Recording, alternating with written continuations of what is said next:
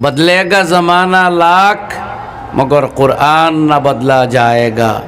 ये दुश्मन क्या समझते हैं जो अपने दिल में हंसते हैं। अभी इस्लाम जिंदा है, अभी कुरान बाकी है। अल्हम्दुलिल्लाह। तो हासपाताल भांगिलो, शरणार्थी शिविर भांगिलो, পাবলিক প্লেসও বোমা বর্ষণ করিয়া মারতে মারতে প্রায় 50,000-এর ঊর্ধ্বে মানুষ মারল, লক্ষ মানুষরে আহত করলো, লক্ষ লক্ষ বাড়িঘর ভাঙ্গিল, ত্রাণ সামগ্রী বন্ধ করলো, খাদ্য সামগ্রী বন্ধ করলো, ওষুধপত্র বন্ধ করলো।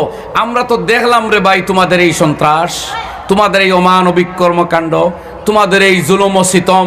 আর পৃথিবীর ইতিহাস পড়লাম, পৃথিবীর ইতিহাসে হিটলার থেকে শুরু করে নমরুদ পর্যন্ত এমন কোনো জালিমের এতটা চড়াচড়ি পাইলাম না তোমরা যতটা করলায়। তোমরা খারে দোষারোপ করো রে, তোমরা তো হিটলার, মুসোলিনি, তোমরা তো নমরুদ ফেরাউনের চাইতে আরো বর্বর। কারণ সেই যুগে ফেরাউনি করলেও মানুষে খারাপ পাইতো, ওইটারে কেউ সাহায্য তাইছে না দূর থাকি। কিন্তু তোমরা নমরুদি করলায়, আর বড় বড় অনেক দাদারা তোমাদের সাহায্য করিয়া গেল, টন টন বোমা সরবরাহ করলো, কোটি কোটি ডলারের ত্রাণ টাকা সাহায্য তোমাদের হাতে পৌঁছাইয়া দিল। দুনিয়ার এর চাইতে বড় মানবতার লজ্জা আর কোনটা হইতে পারে? একটা মজলুম নিরীহ মানুষ মারতে আরেকজনের সাহায্য করে। মেরে দোস্ত, মেরে বুজুর্গ, মেরে ভাইও, ইয়াদ রাখো, এই পৃথিবীর যেদিন জুলুম হওয়া বন্ধ হয়ে যাবে, যেদিন জালিমের সাহায্যকারী মানুষ আই যাইব, মজলুমের ফরিয়াদ রসি শুননেওয়ালা মানুষ থাকতো নাই, মনে রাখো পৃথিবীর আয়ু আর বেশি দিন নাই। কোরআন কুলো, হাদিস কুলো। চলো ধর্মর কথা বাদ দেই, বড় কিছু মানুষের দ্বারা যাই না। আমার এই দেশের কবিগুরু সম্রাট রবীন্দ্রনাথ ঠাকুর তো বলে গিয়েছিলেন, অন্যায় যে করে আর অন্যায় যে সহে, তব ঘৃণা তারে যেন তৃণসম দহে। আমরা ইমামতির বেতন দি বাচ্চাও পড়াইন, জুম্মাও পড়াইন, সব্বরাত, সবকদর, জনজা, ঈদ, আকিকা সারা কোরআনি লাইন, বেতন মাত্র হইটা। এই যে জুলুম, এটা আমরা বাদ দেই। আরে ভাই, গভর্নমেন্ট এমপ্লয়িরে যখন সরকারি ইলেকশন ডিউটিতে নিয়ে আলাদা রেমিউনারেশন দেয়, অথচ তার বেতন আছে, এরপরে গভর্নমেন্টের ডিউটি লাগি আলাদা রেমিউনারেশন দেয় কিনা কই না চাকরি ভাই। আপনার ইমামে যেদিন ঈদর নামাজ পড়াইলো, কিতা দেন আপনি? ঠেকা উঠাইন, বেশ উঠলে ঈদগাত লাগাই দেন। আমি তো বহুত আগে ফতোয়া দিলাম যে ইমামের নামে কালেক্টেড টেকা তাকে 1 টাকাও মসজিদে লাগানো জায়েজ নাই, 1 টাকাও ঈদগায় লাগানো জায়েজ নাই। যে টাকা ইমামের নামে উঠানো হবে, মানুষে তার মুসলিম আরো এক বাইর আওরতরে গোপন কিচ্ছুরে আড়াল করবো, ফেসবুকও শেয়ার না, আরেকজনকে খোয়া দোকানও বাজারও গিয়া না, তারা বেইজ্জত করার চক্রান্তে লিপ্ত হওয়া না, বরং তার মানটা রক্ষা করার কাজ যারা করবো, আল্লাহ আখিরাত তো তার মান বাঁচাইয়া তারা বেশ দিবা। তা আমরা একদিন মরার বিশ্বাস আছে না? আল্লাহর মুখামুখি হইব, বিচারের কাঠগড়ায় বিশ্বাস আছে না? তাহলে তো বুঝতে হইব আরেক ভাই দোষ দেখছি ফেসবুকও কেন, শেয়ার কেনে, জানান দেওয়া কেন, নির্বিচারে সত্য হোক আর মিথ্যা হোক প্রচার শুরু। মানুষ হিসাবে আমরা মুসলমান, পশুর কোনো বিয়া নাই, তার যখন যৌন চাহিদা মিটাইবার হয় আরেক নারী পশুর পিছনে দৌড়ায়, জোরে এখন ঠিক নেই কই না রে ভাই? ইয়েস নকো না? একটা কুকুর, একটা বিড়াল, গরু, তার যখন জৈবিক চাহিদা হয় আরেকটা মহিলা পশুর পিছনে দৌড়ায় কিনা? বিয়া লাগেনি? সম্পর্ক আছে, কবুল ইজাব মোর আছে। মানুষ যদি প্রেমর খাতিরে, সম্পর্কের খাতিরে পিছনে দৌড়াও, তে মানসে আর গরুতে, মানসে আর কুকুরে, মানসে আর বিড়ালে ডিফারেন্সটা কোথায়? নবী যে বলেন, ওয়া ইয়াজনি জানি হিনা ইয়াজনি ওয়া মুমিন, মুমিন অবস্থায় কোনো বেবিচার করতে পারে না। অর্থাৎ বিবাহ বহির্ভূত কোনো মেয়ের সাথে শারীরিক সম্পর্ক কোনো মুমিনে করতে পারে না। মুমিনে করতে পারে একমাত্র বিবাহ, আর দ্বিতীয় কোনো অপশন তার নাই। মেয়ের সম্মতি লইলিলেও, বিয়ার ওয়ার্ড দিলেইলেও, বিয়ার পাক্কা সিদ্ধান্ত হয়ে গেলেও, বিয়ার প্রতিশ্রুতি, বিয়ার পাক্কা ফয়সালা হয়ে গেলেও সেই মেয়ে স্ত্রী হয় না, সেই ছেলে স্বামী হয় না, যতক্ষণ না শরীয়তের পদ্ধতি মতো বিবাহ হবে না। সুতরাং মুসলমানে অবৈধ শারীরিক সম্পর্ক যতই সহমতের ভিত্তিতে হোক, যতই অনুমতি সাপেক্ষ হোক, করতে পারে না, টোটালি হারাম। আল্লাহ না হড্ডা, আল্লাহ নবী কইতা মুসলমান অবস্থা এটা করতেই পারে না। এই শিক্ষা সাহিত্য পড়িয়া, বিজ্ঞান ভূগোল পড়িয়া হইতো নাই। বিজ্ঞান ভূগোল সাহিত্যর বাইরে দিনের শিক্ষা রাখবো, আর এইগুলা না হইলে সমাজও মানসে আর পশুতে বেশ সমকিতা। এই গুরুত্বপূর্ণ বিশাল দিনী সমাবেশ এর সম্মানিত সভাপতি সাহেব দামাত বরকাতুহু, মুআজ্জাজ ও মুকররম উলামায়ে কেরাম, এই মাদ্রাসার মুআল্লিমিন হযরত, তালবায়ে আজিজ হল, শ্রদ্ধেয় মুরব্বী সাহেবানগণ, আমার যুবক তরুণ ভাইয়েরা, দূর দূরান্ত থাকি দিনের মোহাব্বত, দিনী জজবা এবং আবেগ নিয়ে এখানে এসে জড়ো হওয়া আমার ভাই সব, আর বাড়িঘরের মা ও বোনেরা, আমরা জন্মগতভাবে মুসলমান হইয়া এই পৃথিবীতে জন্মলাভ করছি, যেটা আমাদের চরম এবং পরম সৌভাগ্য। আর এই সৌভাগ্যটা অনেক আরো বহুত পৃথিবীর বড় মানুষও পাইছেন না। নবী করিম সাল্লাল্লাহু আলাইহি ওয়াসাল্লাম দুনিয়াতে তাশরিফ আনার কারণে 1440-45 বছর গেলেও সেই নবীজির মুআজিজা বা অলৌকিকতা এই যে নবীর উপরে নাজিল হওয়া পূর্ণ কোরআনে মাজিদ আর এর ব্যাখ্যা স্বরূপ নবীজির সমস্ত আহাদিসগুলা, হাদিস শাস্ত্র অবিকুল অক্ষতভাবে পৃথিবীতে বিদ্যমান আছে। কোরআনের অর্থ, কোরআনের উচ্চারণ ভঙ্গি, কোরআনের লক্ষ্য, কোরআন থেকে উদ্ভূত মাসাইলগুলা, সমাধানগুলা যেভাবে নবীজির যুগে ছিল আজকে এগুলা আছে, বলেন আলহামদুলিল্লাহ। আর কোরআন তো উসকা তো আর কেহনা কেয়া, এর জের জবর পেশ, কোনো শব্দ, কোনো অক্ষর, কোনো বাক্য, কোনো কিচ্ছুতে কোনো বিন্দুমাত্র কোনো পরিবর্তন হয়নি, হইতে পারেও না, কখনো হবেও না ইনশাআল্লাহ। बदलेगा ज़माना लाख मगर कुरान न बदला जाएगा। ये दुश्मन क्या समझते हैं जो अपने दिल में हंसते हैं, अभी इस्लाम जिंदा है, अभी कुरान बाकी है। अल्हम्दुलिल्लाह। সুতরাং আমার ভাইয়েরা, এই কোরআন সেই জীবন্ত কিতাব, যে কোনো দিন, যে কোনো মুহূর্তে কোনো জাতি যদি তার মধ্যে থাকা অনৈসলামিকতা, অসামাজিকতা, অন্যায়, অবিচার, অত্যাচার, কুকর্ম, মন্দকর্মগুলা, নোংরামি বাদ দিয়া তওবা করে আর কোরআনের দ্বারস্থ হয়, তেই কোরআনে কারিম সঙ্গে সঙ্গে তার জীবন পাল্টাইয়া দিয়া, গোটা জীবন বদলাইয়া দিয়া তারে একটা বিশুদ্ধ মানুষ, পাক এবং পবিত্র জীবনের অধিকারী, সার্থক এক ইনসান বানাইয়া, এক আদর্শ নাগরিক বানাইয়া নবী পাক আলাইহিস সালাতু ওয়াস সালামের সাচ্চা এবং পাক্কা উম্মত বানাইয়া আল্লাহ জাল্লা শানুহু আম্মা নওয়ালুহুর খাঁটি এবং নিছক বন্দার গুলাম বানাইয়া দিব। হন সুবহানাল্লাহ। সর্বোপরি এই মানুষ বেহেশতের অধিকারী হইবে। কোরআন সেই জীবন্ত কিতাব যার প্রাসঙ্গিকতা, যার প্রয়োজনীয়তা, যার আবশ্যকতা যেভাবে আগে ছিল আজকেও আছে, যুগ যুগ ধরে থাকবো। বরং যতদিন এই পৃথিবীর মানুষে কোরআন আঁকড়াইয়া ধরব, ততদিন পৃথিবী জীবিত থাকবো। যেদিন এই পৃথিবীর মানুষে কোরআনের আমল বাদ দিলাইব, তখন দুনিয়া ধ্বংসের ফয়সালা হয়ে যাবে।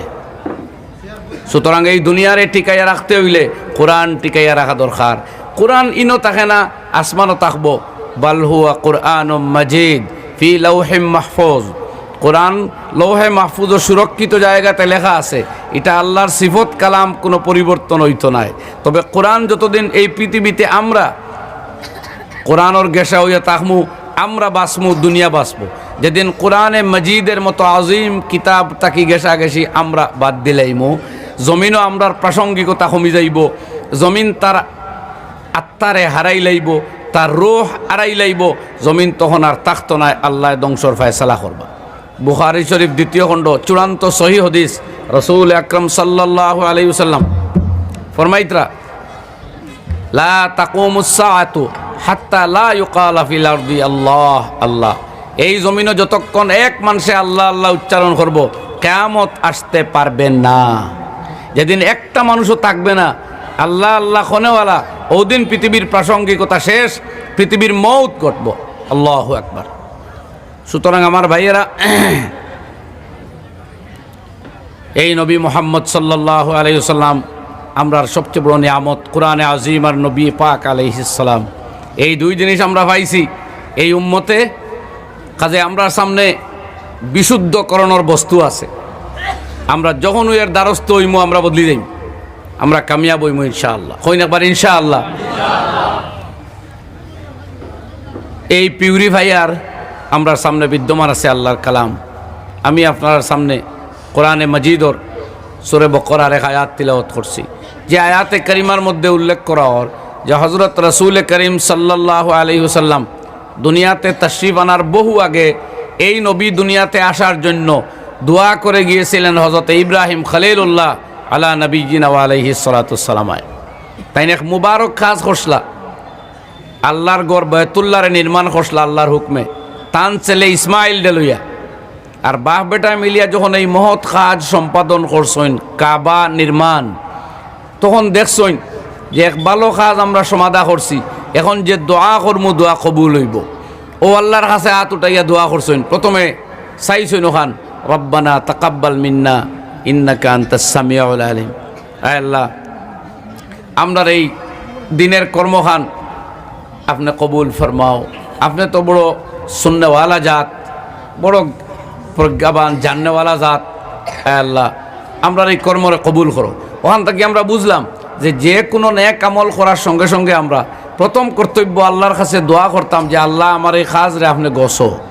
এই সামনে রমজান আর গোটা দিন আমরা বহুত মানুষ উপাস তাকমু, কেউ পিপাসার তো তাকমু পিপাসায় ধরবো, এর বাদেও বুঝবা না যে যথেষ্ট হইজার আল্লাহ রব্বুল আলমিনে আমরা সৃষ্টি করছেন, রিজেক্ট দিছেন, দুনিয়ার জীবন দিছেন, মারলেও পারতাম।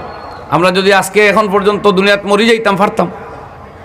হায়াত দেওয়ায় জীবিত তাকায়ও আবার রমজান পাইলাম, এক এক রমজানে আমরা গুনাহ তাকি পাক সাফ করিয়া দিব, আমরা দরজাত বুলন্দ করব, আমরা বেহেশতি বানাইব। যে আল্লাহ তৌফিক দিলা, এমনকি রোজা রাখার সুযোগ দিলা, অসুস্থ করে দিলে তো পারতা, রোজা না রাখবার মতো বানাইয়া দিলাইলে পারতা।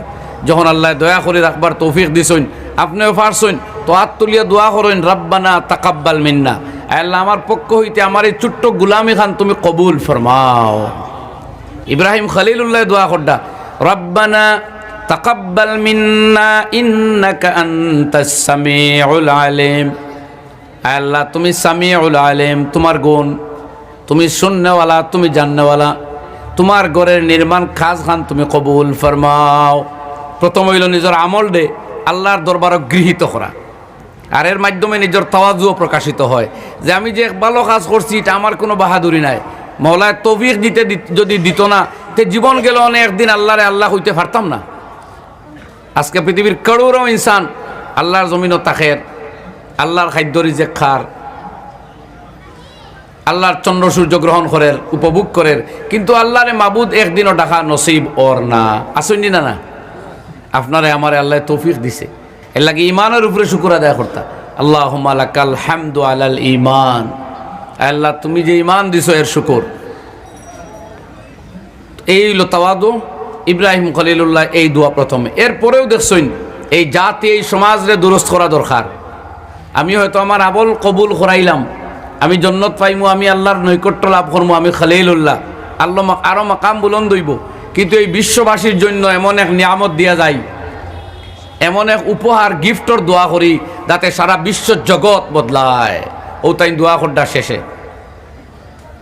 আরো বহুত দোয়া করছেন, আমি সব কথা হইয়ান না, অন্তাই শুরুয়াত হইছে।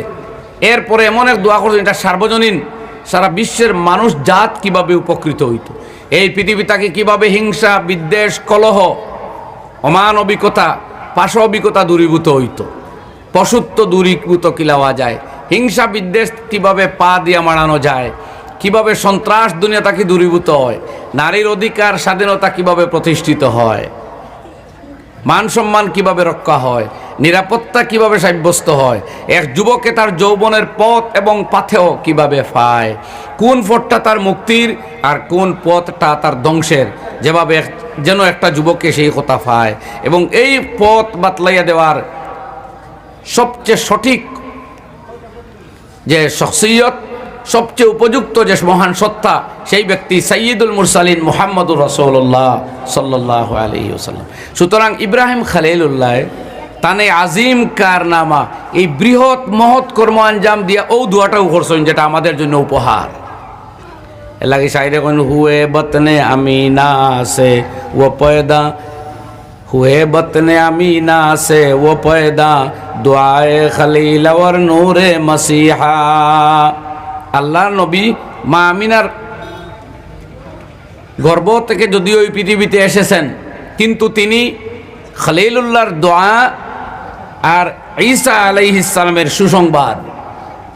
হযরতে জেসাস ক্রাইস্ট আলাইহিস সালাতু ওয়াস সালাম তার উম্মতরে সুসংবাদ দিয়া গেছলা যে আমার পরে আরো এক নবী আসবেন যার নাম হবে আহমদ। এই হলো উনার সুসংবাদ। আর খলিলুল্লাহর দোয়া, এই দোয়া যেটা আমি তিলাওয়াত করছি কোরআনের আয়াত, ফরমাইন রব্বানা, হে আমাদের প্রতিপালক, ওয়াবাস ফীহিম রাসূলাম মিনহুম, আল্লাহ তাদের মধ্যে তুমি এক রাসূল প্রেরণ করো তাদের মধ্য থেকে, এই বংশে, এই খানদানে, এই জাতির মধ্যে একজন নবী প্রেরণ করো, এমন নবী ইয়াতলু আলাইহিম আয়াতিক, যিনি আসিয়া আপনার আয়াত সমূহ এই জাতির সামনে তিলাওয়াত করতে পারেন। নবী পাক আলাইহিস সালাতু ওয়াস সালাম এই পৃথিবীতে আগমনের অন্যতম উদ্দেশ্য এই বিশ্ববাসীর সামনে আল্লাহর কালাম কোরআন তিলাওয়াত করিয়া যাওয়া। কইন সুবহানাল্লাহ। এর লাগি যখন নবী পাক আলাইহিস সালাতু ওয়াস সালাম কোরআন তিলাওয়াত করতা, মানুষ তো দূরের কথারে ভাই, জিন জাতি পর্যন্ত অভিভূত হয়ে যেত। কোরআনে করিমে কথা আল্লাহ উল্লেখ করছেন, এক সূরা নাজিল করছেন সূরা জিন, আর সপ্তম পারাতেও কথা আল্লাহ বয়ানও দিতা। কোরআন যখন শুনতো মানুষ অভিভূত হইতো, দুস্তে দুশ্মনে পরাভূত হয়ে যাইত, তারা বৈশ্যতা স্বীকার করত। এর লাগে কোরআন বিরোধী যারা বার হইল, এমনকি যারা পৃথিবীতে মানুষের মঙ্গল চায় না, মানুষের শান্তিতে ধর্ম পালন করতে দিতে চায় না, এরা মক্কাতে বাধা দিতে লাগলো যে রাসূলুল্লাহর মুখে অন্তত কোরআন শুনতে দিতাম নাই। কারণ এক তো নবী সাইয়্যিদুল কাওনাইন আলাইহিস সালাম, আর তো এখান কালাম আল্লাহর কোরআন, আর এই আল্লাহর কোরআন যার উপরে নাজিল হয়েছে রাসূলুল্লাহ সাল্লাল্লাহু আলাইহি সাল্লাম, যখন এই ব্যক্তি তিলাওয়াত করবা তখন এর প্রভাব, তার ইম্প্যাক্ট কিতা যে হইব আমার আর বলার বাইরা, অনুমানের বাইরা। এর লাগে একদিন নবীজি যখন তিলাওয়াত করডা এক মজলিস, আফারাআইতুমুল লাতা ওয়াল উজ্জা ওয়া মানাতাস সালিসাতাল উখরা আলাকুমুল যাকারু ওয়া লাহুল উনসা তিলকা ইযান কিসমাতুন দীজা। আল্লাহ নবীর মুখ মোবারক থেকে যখন এই তিলাওয়াত হইতেছিল, এই মজমার যত মানুষ ছিল হঠাৎ তারা এক সময় সেজদায় পড়ে গেছে সব। সুবহানাল্লাহ। মুসলমান অমুসলমান সবাই। একজন ছিল বড় পাষণ্ড পামর, সে আর মাথা ঝুঁকায় নাই, কিন্তু মাটি আত লইয়া ললাট ওইভাবে লাগাইয়া হইল, ইয়াকফিনি হাজা, আমার জন্য এটাই যথেষ্ট, কিন্তু মাথা নোয়ানি লাগছে তোরা।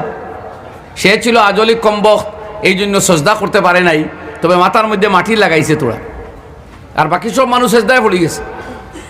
এই ছিল কোরআনের আকর্ষণ। ওরা কিন্তু মুসলিম নাই, কোরআন তারা বুঝে, ভাষা ছিল তাদের হাটি আরবি, কোরআনের প্রভাবে মাথা নোয়াই লিছে তারা। জিন্নাতে তারা উপরের দিকে উঠিত, কোরআন নাজিল হইল বালা আর উঠতে পারে না, সারা দুনিয়াতে বিচরণ বাইর হইল তারা। কি ঘটনা, আমরা উপরের দিকে উঠতে পারি না কেন? এরপরে হঠাৎ একদিন শুনলো রাসূল আকরাম সাল্লাল্লাহু আলাইহি ওয়াসাল্লাম ফজরের নামাজ কোরআন তিলাওয়াত করডা। যেমনি কোরআনের তিলাওয়াতের কণ্ঠ তারা শুনলো, বুঝলো ভাইলাইছি, তারা ভাইলাইছি। আল্লাহ তারার এই কাহিনী সূরা জিনও বয়ান করছেন, কুল উহিয়া ইলাইয়া আন্নাহু ইসতামা নাফারুম মিনাল জিন। কোরআন শুনলো একদল জিন্নাতে, নবী কইতে আমার কাছে ওহী আইছে, ফাকালু ইন্না সামি'না কুরআনান আজাবা, আমরা এই চমৎকার কোরআন শুনতে পেলাম, ইয়াহদি ইলার রুশদ, যে কিতাব আমাদের হেদায়েতের দিকে পথ প্রদর্শন করে, সঠিক পথটা বাতলাইয়া দেয়। ফাআমান্না বিহি, অতএব আমরা এই কোরআনের উপরে ঈমান এনে নিলাম। সুবহানাল্লাহ। আর বাস বিচার নাই, কোরআন শুনছে ঈমান লই আইছে। ওয়ালান নুশরিকা বিরাব্বিনা আহাদা, তারা ওয়াদা করলো আর আমরা কখনো আল্লাহর সাথে কাউকে শরীক করব না। কোরআন পেয়ে গেছি, হেদায়েত, আলহামদুলিল্লাহ। আমি আর সামনে দিয়ে যাই আর না। তো এই নবীজির প্রথম দায়িত্ব কোরআন তিলাওয়াত করিয়া মানুষের শুনানি। সুতরাং আমার ভাইয়েরা, আজকে আমরা যত মানুষ আছি মুসলমান, প্রতিটি ঘরে ঘরে দিনের বেলা হোক আর রাতের বেলা হোক, যে কোনো এক সময়ে কিছু সময় আমরা কোরআন তিলাওয়াত করতাম হইন ইনশাআল্লাহ। এটা আমাদের এই বুনিয়াদি কর্তব্য, সেই বুনিয়াদি বস্তু, সেই মূল নিয়ামত যা এই উম্মতর কাছে আইবার লাগি যা জগৎবাসীর সামনে তুলিয়া দরবার লাগি খলিলুল্লাহ হযরত ইব্রাহিম আলাইহিস সালাতু সালামে দোয়া করিয়া গেছলা। আর আমরা নবী আকায়ে নামদার রাসূল আকরাম সাল্লাল্লাহু আলাইহি সাল্লাম পৃথিবীতে আইয়া চরম প্রতিকূল পরিস্থিতি তাকিয়াও মক্কাতুল মুকাররমায় হযরত যায়েদ বিন আরকম রাদিয়াল্লাহু আনহুর ঘরে ছোট্ট একটা মাদ্রাসা তৈরি করিয়া সেই ঘরে কোরআন শিক্ষা দিতেন। সুবহানাল্লাহ। তখন কিন্তু আল্লাহ নবীর খাদ্য নাই, এরা বয়কট করে, নবীজিরে বাস করে, মক্কাত থাকতে দেন না, পাহাড়ের গাঠিতে গিয়ে আশ্রয় লইরা, মানুষ নবীজির কাছে আইতে দেয় না, খাদ্য বস্তু বন্ধ করে। এই অমানুষ যারা, তারা সর্বকালের সর্বযুগে অমানুষ। আজকে যেমন এই কিছুদিন আগে আমরা শুনেছি পৃথিবীর এই বর্বর ইসরায়েলিরা ফিলিস্তিনের নিরীহ মানুষগুলোর সামনে ত্রাণ সামগ্রী যাইতে দেন না, হায় হায় হায়, মেডিসিন পৌঁছতে দেয় না। শুধু আরো কোন তারার প্রতিদ্বন্দ্বী প্রতিপক্ষ গোষ্ঠী লুক্কায়িত আছে এই সন্দেহে শত শত হাসপাতাল ভাঙ্গিল, শরণার্থী শিবির ভাঙ্গিল, পাবলিক প্লেসও বোমাবর্ষণ করিয়া মারতে মারতে প্রায় 50,000-এর ঊর্ধ্বে মানুষ মারল, লক্ষ মানুষরে আহত করল, লক্ষ লক্ষ বাড়িঘর ভাঙ্গিল, ত্রাণ সামগ্রী বন্ধ করলো, খাদ্য সামগ্রী বন্ধ করলো, ওষুধপত্র বন্ধ করলো। আমরা তো দেখলাম রে ভাই তোমাদের এই সন্ত্রাস, তোমাদের এই অমানবিক কর্মকাণ্ড, তোমাদের এই জুলুম ও সিতম। আর পৃথিবীর ইতিহাস পড়লাম, পৃথিবীর ইতিহাসে হিটলার থেকে শুরু করি নমরুদ পর্যন্ত এমন কোন জালিমের এতটা চড়াচড়ি পাইলাম না তোমরা যতটা করলায়। তোমরা খারে দোষারোপ করো রে, তোমরা তো হিটলার, মুসোলিনি, তোমরা তো নমরুদ ফেরাউনের চাইতে আরো বর্বর। কারণ সেই যুগে ফেরাউনি করলেও মানুষে খারাপ পাইতো, ওইটারে কেউ সাহায্য তাইছে না দূর থাকি, কিন্তু তোমরা নমরুদি করলায়। আর বড় বড় অনেক দাদারা তোমাদের সাহায্য করিয়া গেল, টন টন বোমা সরবরাহ করলো, কোটি কোটি ডলারের ত্রাণ টাকা সাহায্য তোমাদের হাতে পৌঁছাইয়া দিল। দুনিয়ার এর চাইতে বড় মানবতার লজ্জা আর কোনটা হইতে পারে? একটা মজলুম নিরীহ মানুষ মারতে আরেকজনের সাহায্য করে। মেরে দোস্ত, মেরে বুজুর্গ, মেরে ভাইও, ইয়াদ রাখো, এই পৃথিবীর যেদিন জুলুম হওয়া বন্ধ হয়ে যাবে, যেদিন জালিমের সাহায্যকারী মানুষ আই যাইব, মজলুমের ফরিয়াদ রসি শুননেওয়ালা মানুষ থাকতো নাই, মনে রাখো পৃথিবীর আয়ু আর বেশি দিন নাই। কোরআন কুলো, হাদিস কুলো। চলো ধর্মর কথা বাদ দেই, বড় কিছু মানুষের দ্বারা যাই না। আমার এই দেশের কবিগুরু সম্রাট রবীন্দ্রনাথ ঠাকুর তো বলে গিয়েছিলেন, অন্যায় যে করে আর অন্যায় যে সহে, তব ঘৃণা তারে যেন তৃণসম দহে। সুতরাং জালিমরে তো আমরা সাহায্য করতাম পারি না। তুমি কইতে পারো খে জালিম ঠিক করো, চলো বিভিন্ন দেশের নেতা মন্ত্রীর কথা ডিফারেন্স থাকতে পারে, ডিসক্রিমিনেশন থাকতে পারে, ডিসপিউট থাকতে পারে। আমরা যাই কি রাষ্ট্রসংঘের মহাসচিবর হঠাৎ রাষ্ট্রসংঘের মহাসচিবে কইসইন এই ফিলিস্তিনিরা এই যে আক্রমণ করছে এটা একতরফা দায়ী নাই, বরং 70 বছরের জুলম সিতম নির্যাতনের এগুলা প্রতিফল, প্রতিক্রিয়া। আমরা তো আর এখন একতরফা এরারে জালিম হইতাম পারিয়েন না, এরারে শুধু সন্ত্রাসী হইতাম পারি না। আমরা অতটা জানি যে নিরীহ মানুষ মারা অন্যায়, নারী পুরুষ হত্যা করা অন্যায়, বৃদ্ধ মানুষ মারা অন্যায়, ধর্মস্থানও হামলা করা অন্যায়, ত্রাণ শিবিরও হামলা করা অন্যায়, চিকিৎসালয়ে গিয়ে হামলা করা অন্যায়। এই কথাটা তো মানতে হবে না নিরে ভাই। আমরা তো আর বিবেক বিক্রি করছি না। একটাবার আপনার আওয়াজ দিয়ে এখন ঠিক। সুতরাং এইটা লক্ষণবাদ। আর আমার ভাইয়েরা, আমি আপনার সাথে শেয়ার করি, আর কিছুদিন আগে আমরা সোশ্যাল মিডিয়াতে দেখলাম, যেটা আমরা হাদিসও আছে, কোরআনও আছে, যে কিয়ামতের আগে এক সময় সূর্য পশ্চিম দিক থেকে উদয় হয়ে যাইব। যখন সূর্য পশ্চিম দিক থেকে উদয় হইব, আর কোনো মানুষের ঈমান কবুল হবে না, আর কোনো মানুষের নতুন আমল কবুল হবে না, আর কোনো মানুষের তওবা কবুল হবে না। শেষ, ক্লোজ। নামাজের দরজা, নতুন নামাজের দরজা ক্লোজ, নতুন আমল ক্লোজ, নতুন ঈমান ক্লোজ। যা আগে ছিল তা চলবে, নতুন কিছু হবে না। কোরআন খুলো, আয়াতগুলো আমি পড়া যেতাম না, সময় যাইব গিয়া। আল্লাহ ফরমাইন, হাল ইয়ানজুরুনা ইল্লা আন তাতিয়াহুমুল মালায়েকা আও ইয়াতিয়া রাব্বুক আও ইয়াতিয়া বাযু আয়াতি রাব্বিক। এই পৃথিবীর মানুষেরা কি অপেক্ষা করে যে তাদের কাছে আকাশের দূতেরা, ফেরেশতারা এসে বলবে আল্লাহ একজন আছে রে, তোমরা মানরে নাইলে মরবা দুজক জান্নাত? এটা কি মানুষ অপেক্ষা করে? আও ইয়াতিয়া রাব্বুকা অথবা আপনার প্রতিপালক এসে বলবেন আমি তোমাদের রব, আমাকে মানো। আও ইয়াতিয়া বাযু আয়াতি রাব্বিক, অথবা আপনার প্রতিপালকের কোনো নিদর্শন সামনে এসে যাবে আর ও তারা মানবে, এটার কি তারা অপেক্ষা করে? এই হলো প্রশ্ন। বুঝলা তো আপনারা? আল্লাহ জবাব দিতরা, ইয়াউমা ইয়াতি বাযু আয়াতি রাব্বিক, যেদিন তোমার প্রতিপালকের কোনো নিদর্শন এসে যাবে, লা ইয়ানফাউ নাফসান ঈমানুহা লাম তাকুন আমানাত মিন ক্বাবলু আও কাসাবাত ফি ঈমানিহা খায়রা। ও নবী, যেদিন তোমার প্রতিপালকের এই ধরনের কোনো নিদর্শন পৃথিবীতে এসে যাবে, তখন আর কোনো ব্যক্তির ঈমান কোনো কাজে আসবে না। যে আমল সে আগে করে নাই, এমন কোনো নতুন আমল করলেও সেটাও কাজে আসবে না। যে ভাই কোনোদিন নামাজ পড়ে নাই, হঠাৎ দেখলো সূর্য পশ্চিম দিক থেকে উঠে গেছে রে, এবার তো মৃত্যু আসন্ন, কিয়ামত আসন্ন, লাগলো নামাজও, কোনো নামাজ কবুল হবে না। আগে জীবনে নামাজ পড়ছো না, ইমানের টাইম শেষ, এখন পর্দা পাশ হয়ে গেছে, নিদর্শন সামনে এসে গেছে। ইমান হলো না দেখা বস্তু মানার নাম, এখন দেখা দেখির পালা এসে গেছে।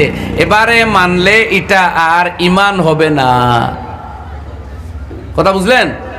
আপনারা আমার সামনে বসে আছেন, আপনারা এখানে বসে আছেন, আমি এটা মানি, মানা না মানার কোনো লাভ আছে? কোনো অর্থ আছে? একজন বলল 1 কিলোমিটার দূরে একটা গাড়ি অ্যাক্সিডেন্ট হয়েছে, আল্লাহ মাফ দেব। আমি তার কথাটা শুনে বললাম হ্যাঁ হয়েছে, মানলাম। এটার নাম মানা? তাকে বিশ্বাস করা। দেখার পরে আর মানার প্রশ্ন থাকে না। এইভাবে যখন সূর্য পশ্চিম দিক থেকে উদয় হয়ে যাবে, তখন এটা মানামানির প্রশ্ন আর নাই। তো আমার ভাইয়েরা, ওটা মনে রাখো,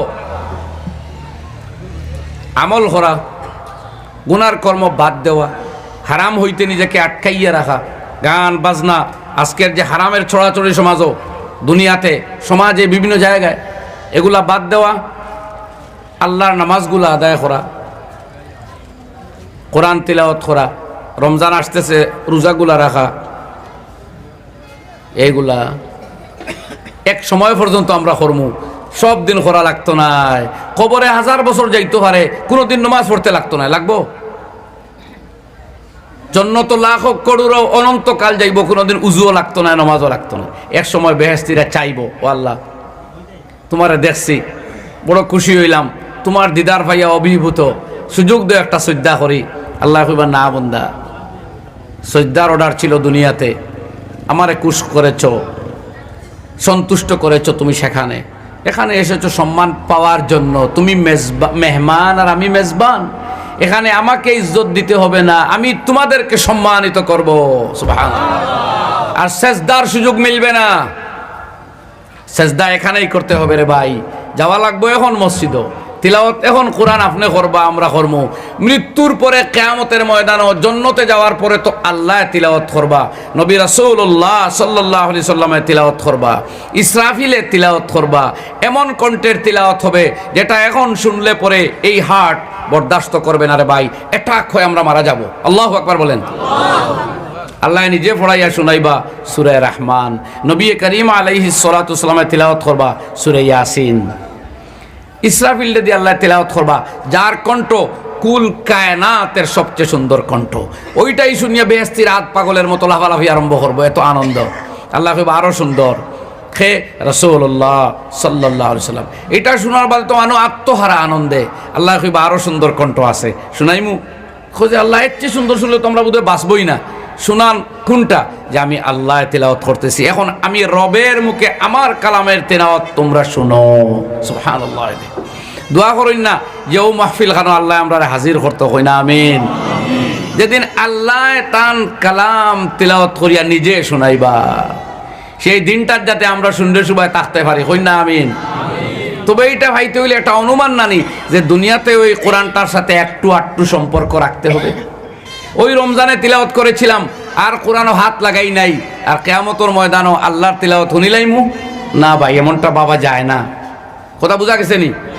কাজে এখন তাকে ওয়াদা করি, প্রত্যেক দিন শাইখুল ইসলাম আল্লামা তাকি উসমানী দামাত বরকাতুম ফরমাইতেছেন যে আমাদের প্রত্যেক দিনটা স্টার্ট হইতো কোরআন তিলাওয়াত দিয়া। পারলে তো 1 পারা, নাইলে অর্ধেক, নাইলে পৌন পারা, আর যদি পারো না কমপক্ষে 3টা রুকু হলেও কোরআন তিলাওয়াত দিয়ে স্টার্ট করো। দুনিয়ার সব ঝামেলা পরে, আল্লাহর কালামের দরস আগে। তাহলে এই গড়, এই ব্যক্তির জীবন, এই সমাজ বরকতময় হয়ে যাবে ইনশাআল্লাহ। রাত্রে বিছানাতে যাওয়ার আগেও যদি কিছু তিলাওয়াত করিয়া ঘুমানো যায়, কমপক্ষে 10টা আয়াত যারা রাতের বেলা তিলাওয়াত করে, বলা হয় লাম ইউক্তাব মিনাল গাফিলিন, হাদিসে এসেছে, অন্তত তারা গাফিল নয় এই কথাটা লেখা হইব। তো আমরা গাফিলর লিস্টে যদি ঢুকি যাইতে তো আর কিচ্ছু হইতাম না রে ভাই। ফাইমুনি খঞ্চাই মাতন না। তো আমার ভাইয়েরা চলে আমরা মূল মাতো যাই চলুন। তো ইব্রাহিম খলিল্লাহ দোয়া করছিল, আল্লাহ এমন একজন রসুল ফাটাও তাদের মধ্যে, যিনি এসে কোরআন তিলাওয়াত করেন। আমাদের এই মাদ্রাসা কোরআন তিলাওয়াত শেখানোর জন্য তার প্রথম কর্তব্য। আমাদের এই আসলাফ ও আকাবির ওলামায়ে কেরাম যারা, আল্লাহ তারার যারা দুনিয়াতে নাই, খবর দে নূর দিয়ে ভর্তি করিয়ে দেখই না আমিন।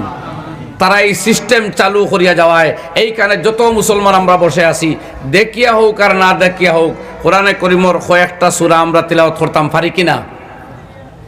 মাতলা না, আমি প্রশ্নটা করলাম, প্রত্যেক মুসলমানে পারি না? না, এটা কার বরকতে? সেই আসলাফ ও উলামা আকাবিরদের বরকতে, যারা মসজিদ ভিত্তিক একটা মক্তব ব্যবস্থা চালু করিয়া গেছিল। আমরা প্রত্যেক মুসলমান হাফিজ হয়ে গেছি, আলিম হয়ে গেছি, বলেন আলহামদুলিল্লাহ। ছোট ছোট হাফিজ, সূরা জিলজাল থেকে বিন্যাসের হাফিজ তো আমরা সবাই। উত্তর দেন ভাই, সময় কম। এটা কার বরকতে?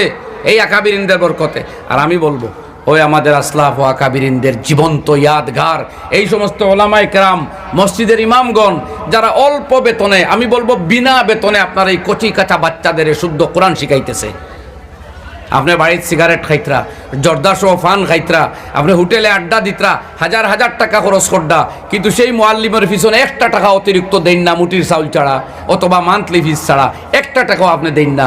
অথচ এই ইমামে আপনার বাচ্চারে সেই কালামুল্লাহর হাফিজ আর আলিম বানাইয়া দেয়, যে কবর দাঁড়াইলে পরে আপনার আখেরাত লাল সুন্দর হইব, উজ্জ্বল হইব, যে দোয়া করলে পরে আপনি আখেরাত মাকাম পাইবা। ইমামর দোয়া আপনার সেই লাভ হবে না, আপনার সন্তানের দোয়া আপনার যতটা লাভ হইব। কোন ঠিক নেই? সন্তানের দোয়ার যে আন্তরিকতা মহব্বত আইব বাবা বা মায়ের প্রতি, ইমাম সাবর সেই আন্তরিকতা মহব্বত আপনার প্রতি আসবো যে আপনার বাচ্চারে আগে শিখাইন না এটা করে ইমামে, আপনি তো শিখাইতে পারছেন না। আপনি 100টা টাকাও অতিরিক্ত দেন না, খালি হিসাব করুন। আর 3 বাচ্চা আইলে সাইন হোম দিতা, তাও মাসে মাসে দেন না। এই জাতীয় আবি জাবি করিয়া ইমামরে ইমামতির বেতন দি বাচ্চাও পড়াইন, জুম্মাও পড়াইন, সব বরাত, সব কদর, জনজা, ঈদ, আকিকা সারা কোরআনি লাইন, বেতন মাত্র হইটা। এই যে জুলুম, এটা আমরা বাদ দেই। আমি আমার বাসায় কই আর নারাজ হইবা না, বড় কড়া শব্দ মগর আমি বুঝি আর বুঝো এটা ঠিক, যে আমরা মনে হয় ইমামদের উপরে মনে হয় জুলুম করতেছি। আরে ভাই, গভর্নমেন্ট এমপ্লয়িরে যখন সরকার ইলেকশন ডিউটিতে নিয়ে আলাদা রেমিউনারেশন দেয়, অথচ তার বেতন আছে, এরপরে গভর্নমেন্টের ডিউটি লাগি আলাদা রেমিউনারেশন দেয় কিনা কই না? চাকরি ভাই, আপনার ইমামে যেদিন ঈদুল নামাজ পড়াইলো কিতা দেন আপনি? ঠেকা উঠাইন, বেশ উঠলে ঈদগাত লাগাই দেন। আমি তো বহুত আগে ফতোয়া দিলাম যে ইমামের নামে কালেক্টেড টেকা তাকে 1 টাকাও মসজিদে লাগানো জায়েজ নাই, 1 টাকাও ঈদগাহে লাগানো জায়েজ নাই। যে টাকা ইমামের নামে উঠানো হবে,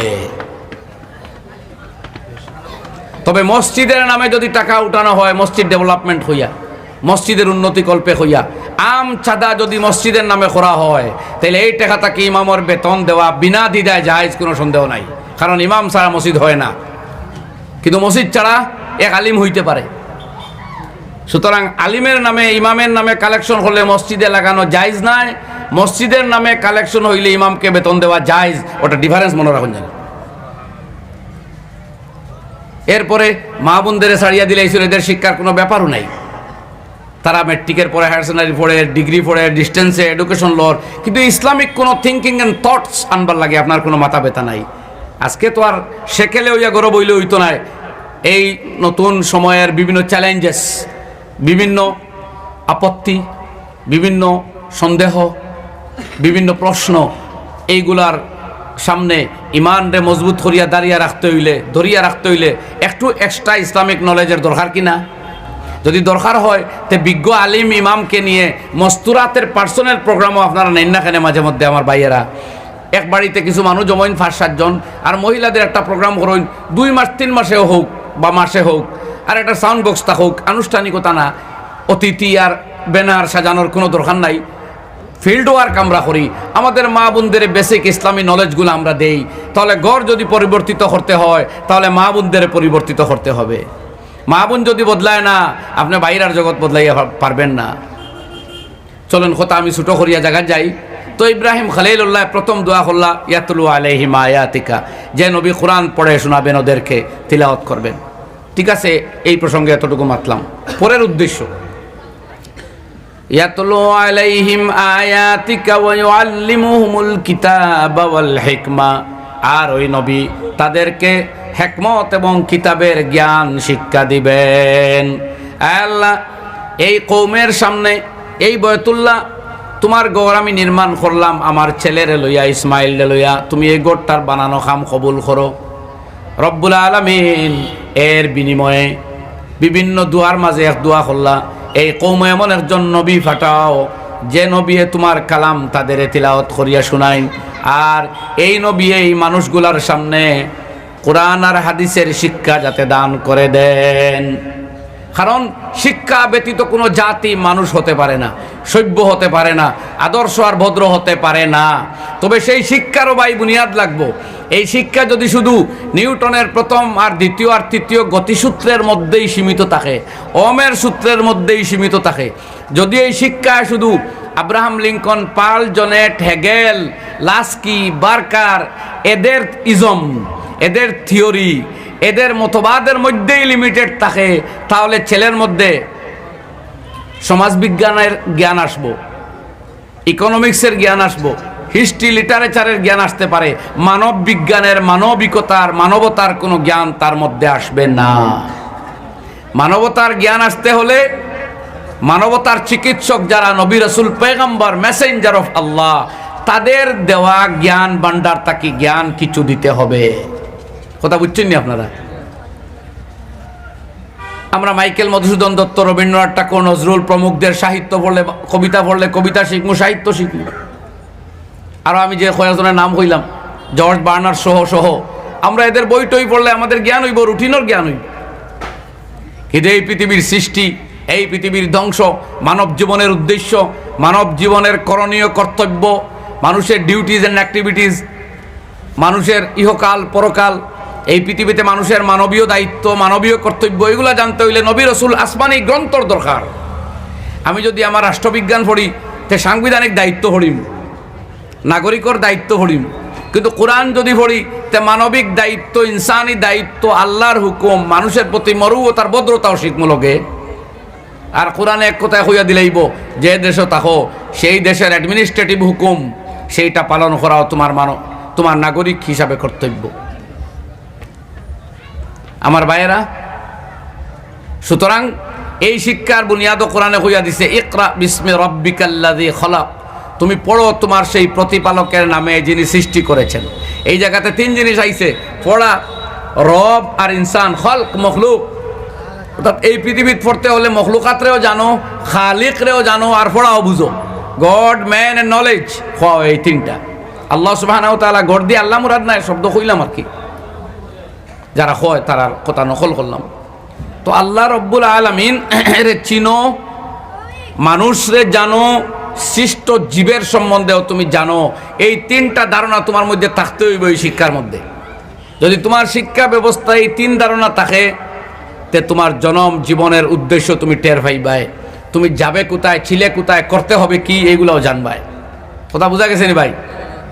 নাইলে আমাদের যে কর্তব্য, দায়িত্ব, আমরা বই পুস্তক থাকি পড়ি, এগুলো তো মৃত্যুর আগেই শেষ। মরার পরে এক মানুষ মুসলমান না হইলে তো যাইব তার ধর্ম অনুযায়ী তার শেষ ঠিকানায়, অর্থাৎ শ্মশান ঘাট কিবা তো গ্রেভইয়ার্ড, আর মুসলমান হইলে কবরিস্তান।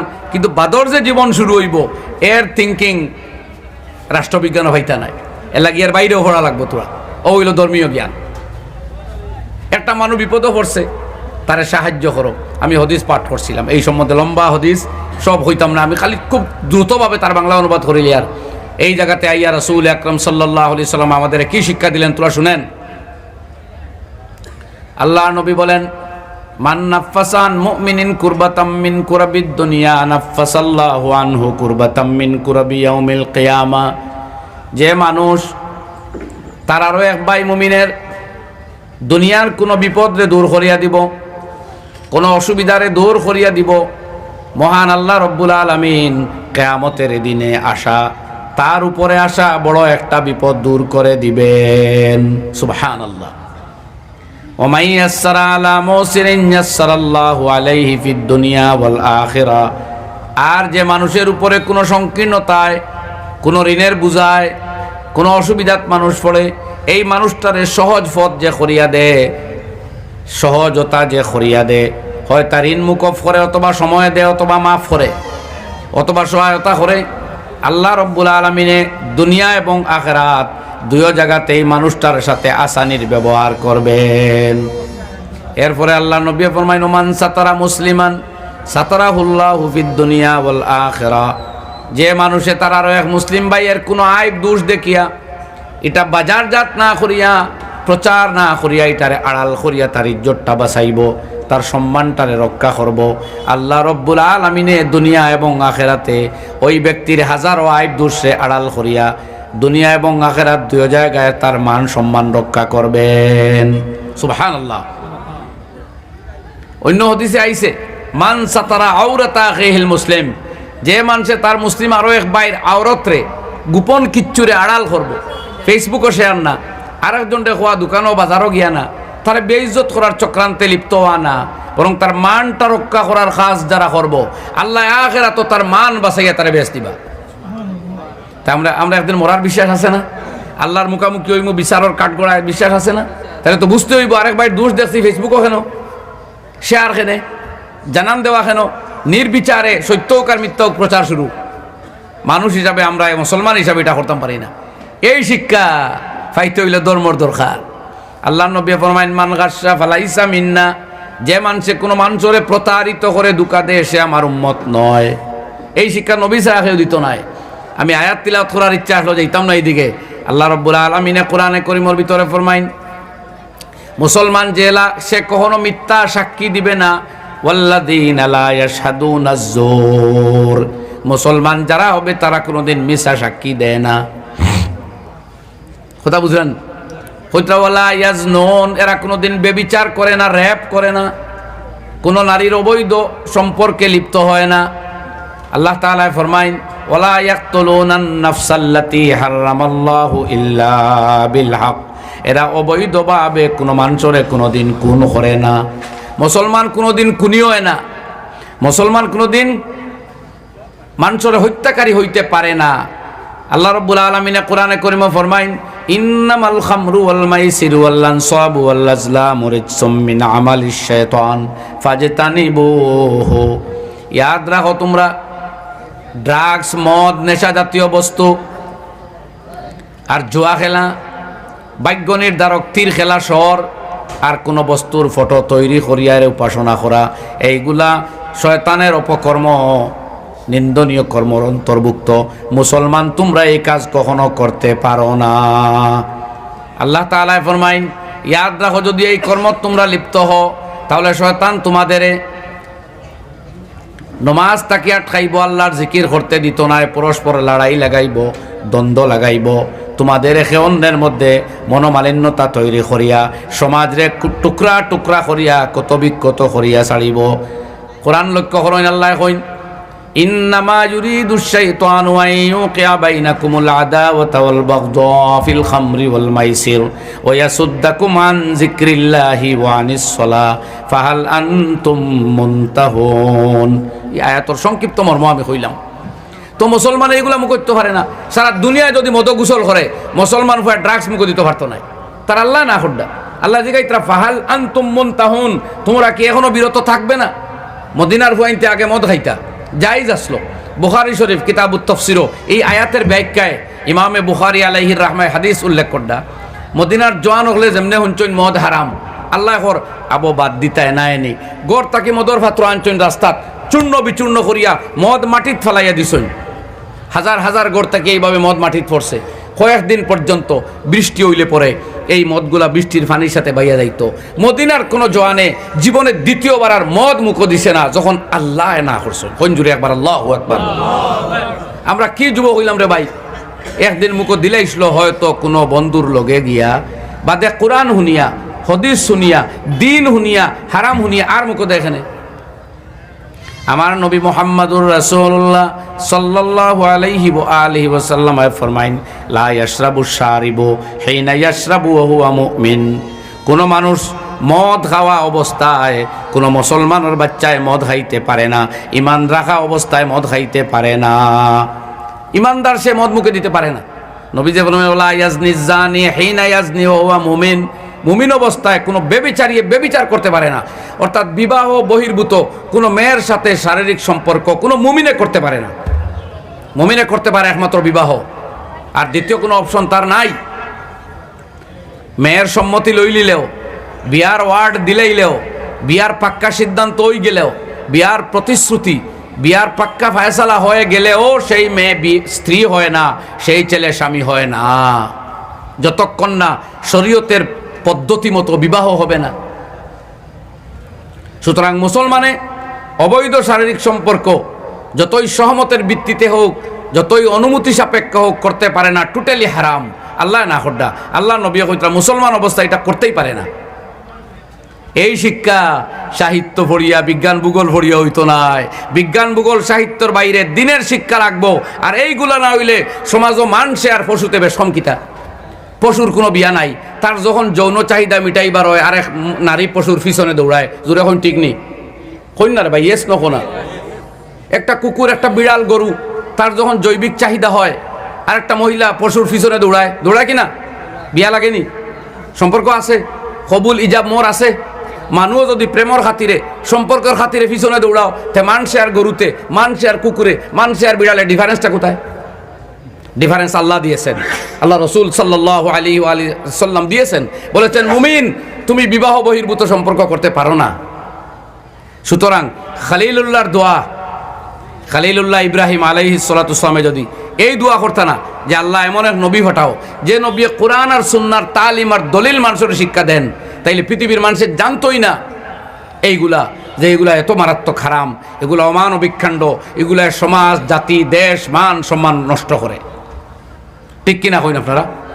কইন না ঠিক কিনা আমার ভাইয়েরা?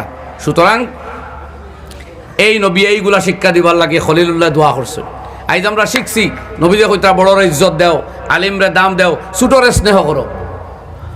এগুলা বিজ্ঞানও হইতা নাই, এগুলা নবীর ইলম আর নবীর জ্ঞানও পাইবা। এইগুলা যদি থাকে না দুনিয়াত, তে ছোটরা দয়া পাইব, গরিবে মহব্বত পাইব, বড়য় কোনো দাম পাইব। নবীজে ফরমাইন, ইরশাদুকার রাজুলা ফি আরদি দালালিলা কাসাদাকাতুন। কোন পথভ্রষ্ট ব্যক্তি, পথহারা, পথের কুজ ভাইতেছে না, সেই মানুষটারে হাত ধরিয়ে নেয়া, পথ দেখাইয়া দেওয়া সৎকার সমতুল্য পুণ্য আর সওয়াব। সুবহানাল্লাহ কইন। কোন চাই সারা জীবন ধরিয়া ভূগোল পড়লে এই কথা আপনারা পাইতেন যে একটা পথহারা মানুষের পথের সন্ধান দেওয়া সওয়াবের কাজ কোনোদিন জানতেন আপনারা? কইন না, জবাব দিন না মুখ দিয়া। একটু শেয়ার করো, এটা করবা না। আমরা চিল্লাই আর আপনারা ইয়েস নোটা হইতা না, এটা তো ঠিক নাই। হকের পক্ষে দাঁড়াইন, কইন ইনশাআল্লাহ। জওয়ান ভাই ওগুলো কই আর তো দাবি করিয়া যেখানে আমি জিকা ইয়েস ন হইবা, ঠিক আছে? রাজি আছেন তো? আর আমি 7-8 মিনিট আলোচনা করব, 10টা হয়ে গেছে। আল্লাহ নবী ফরমাইন,